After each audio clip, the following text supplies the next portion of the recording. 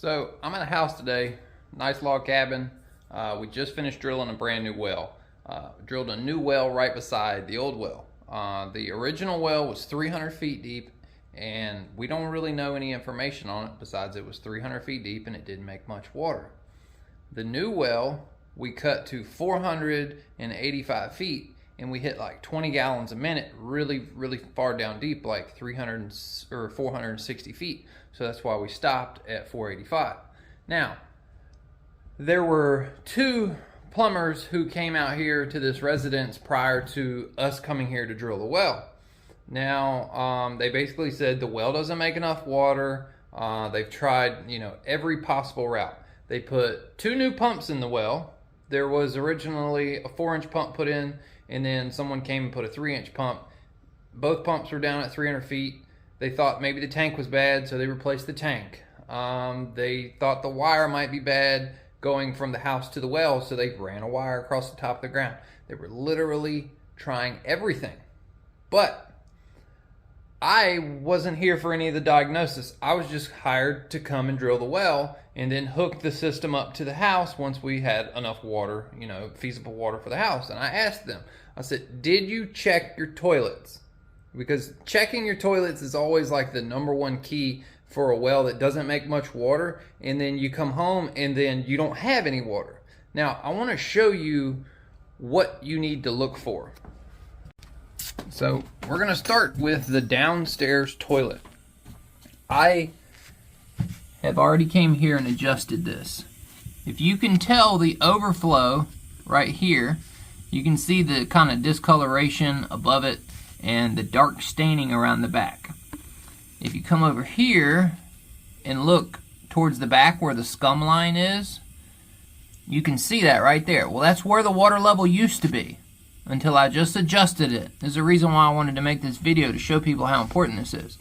Now, the scum line was right here. So is the water line. So the water from in this tank was overflowing. That means it's a constant drain on the well. Water is constantly filling up this bowl here, and it's constantly draining over this. Now, a way you combat that is you come over here to your little float, and you can twist this. And as you twist this, it's either going to raise or it's going to lower the float right there. And essentially, you need to twist this one way or another to get it to go down to where the float shuts it off prior to it reaching the surface of this. You basically want it about 1 inch to 3/4 of an inch below the top of this. But right now, it's a little too close to the surface. So I believe we need to spin this counterclockwise, which is going to thread down, which is going to adjust the float downward. And then the second thing we need to look for, I'm going to go ahead and lift this. So the second thing that's always notorious for a problem is that little flapper. That's a toilet flapper. Now, the way these things work is it just creates a seal down here against this ring. So you see that ring? This has a rubber seal. You see that rubber seal like that? This one is made hard plastic with a rubber seal. When I came here, there was actually a piece of masking tape that had been sucked down in there, and it was stuck between that rubber piece and that tiny round seal. So water was always passing by the flapper. So it was like constantly holding your thumb on the toilet flush button. So water was constantly wasting. Small amount. But if the well only makes 1 gallon a minute, it's constantly trying to fill this toilet. But what it's also doing, it's putting it in your septic system. So it's going to flood your septic system if you're not careful. So the biggest thing you need to check, and you always check it first, is your toilets. I run across probably 30 of these jobs a year that people say, oh, I'm running out of water. And I just go there, and the first thing I always address is the toilet. So that's what you're going to need to check first. Now, we're going to go ahead and leave this toilet, and we're going to go upstairs, and we're going to check that one next. And I'm going to show you what I found up there. Okay, so now we're upstairs, and I've already got this toilet taken apart, and I actually have the flapper. Now, this flapper out of this toilet, you can see all of the mold buildup that's on it. Now I've already taken the liberty to wipe the bottom of this. It comes off very simple. The little hinges are rubbery. You can pop it off really simple. Now the plastic one like downstairs, that's a little bit more difficult to get off. Every toilet is different. There's probably about 5 different models of these, but this right here, the Corky, you find these at Lowe's or Home Depot, any store. You typically see them in black if you don't find them in red.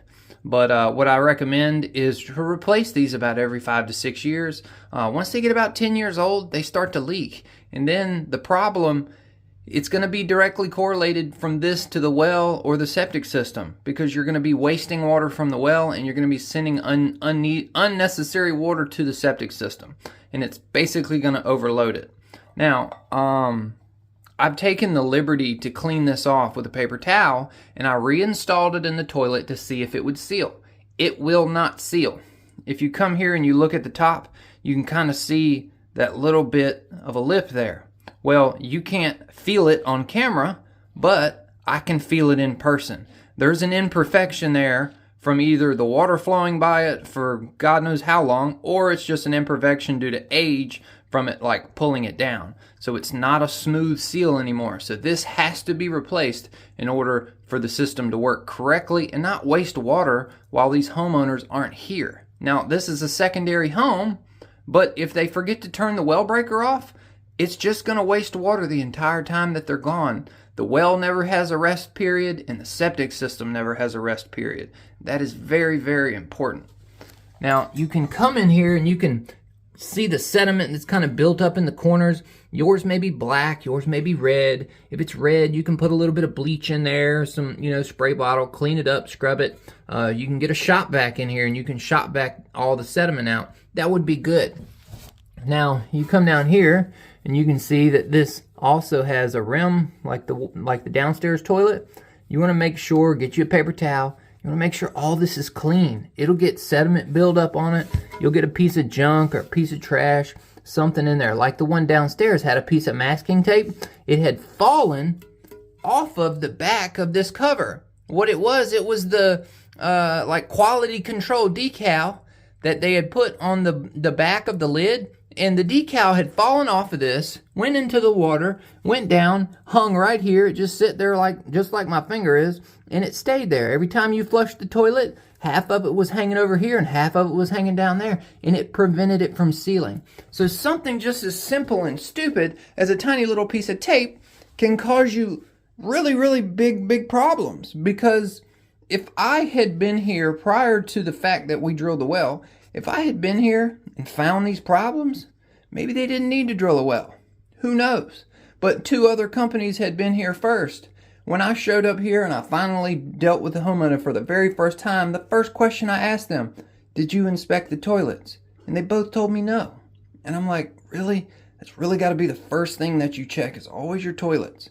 So if you're having any problems with water, please turn the breaker off. A really easy way of testing this is turn your well breaker off and leave it off all night long. And then go look at your toilets in the morning. You will allow 8 hours to go by. And if 8 hours goes by, you have the well pump breaker off. That means the well pump can't cut on to fill this tank back up. So if it's off and the tank is empty, you know you have either a leaky flapper or something like that is going on. See how it's overflowing? That's what you don't want. You do not want that. So what we're going to do, we're going to go ahead, I think it's got a little air in the line, but we're going to go ahead and turn this dial down to where we can adjust the float. So as we look at the inside of this, we're going to sit here and we're going to focus. Hopefully you'll be able to see. Be able to see the turbidity in the water flowing. The water is flowing over the overflow right now, and it's flowing towards the back of this. Now, why is it doing that? Now, the reason why it's doing that is because the valve here has trash in it. And because the valve has trash in it, it can't shut itself off. Even though the float is pushing itself all the way up, I'm going to see if you can listen and hear Are you able to hear the hiss? It's ever so faint. But that hiss that you hear is the water valve not shutting itself off. Now the reason why it has a problem, it's got sediment or trash or something stuck in that valve. It's because this house did not have a residential household inline water filter. Just a simple old cartridge style filter should be on every home. It prevents sediment, like the sediment you see in the bottom of the toilet. Now that same sediment is probably what's stopping up this valve, which is making the water level rise a little too high, which in turn makes it go through the overflow. So this toilet here basically needs to be completely rebuilt. It needs a new valve assembly and it needs a new flapper in the bottom. The upstairs toilet, it's the same age, probably doesn't get used as much, but it needs a new flapper, definitely, but it also might need a new one of these. Now, since we are here and we put in a brand new well at this location, we actually went under the house and we put in a inline water filter. That's what we do on every job. But I wanted to make this video because it's basically pertaining to this situation that you might have. So I wanted to cover it in full detail to where you understand it and you visibly see it. That way you can check yours and you'll know what to look for. Whether it be the flapper or whether it be the adjustment knob, the overflow, or the valve assembly itself. Now there are other videos on YouTube that you can find that show you how to take these apart, but with age, the age of plastic, it becomes brittle and you start pulling things apart. Once they break, it's dead in the water at that point. So really simple step. You just reach down here beside your toilet and you shut your valve off.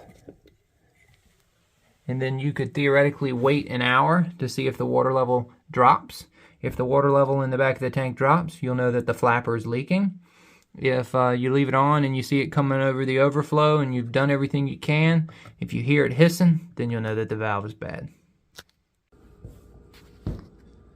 Well, I hope y'all enjoyed today's video. I've been wanting to make a video basically based on that for a long time. I know it seems simple and I know it seems stupid, but it's actually a really, really big part of a possibly really small problem. So something just as simple as that, a $10 toilet flapper can probably save you thousands of dollars in the long run. Whether it be having a new well constructed or having a septic company come out and, pump out your septic tank because it's overflowing, or your drain lines are showing, moisture coming to the surface. That's always a telltale sign. You can go out in your yard where your drain field is and you'll see your basically your leach water, your drain water from your shower and your toilets and your poop and all that stuff. It'll actually come to the surface. That's not good. So once it comes to the surface, you need like pretty much a drought to happen to dry enough to where the top soil, can take all that water away. So if you see that in your yard, better check your toilets. Hope y'all enjoyed today's video. If you're not subscribed, go ahead and hit the subscribe button. Please give the video a thumbs up. See y'all next time.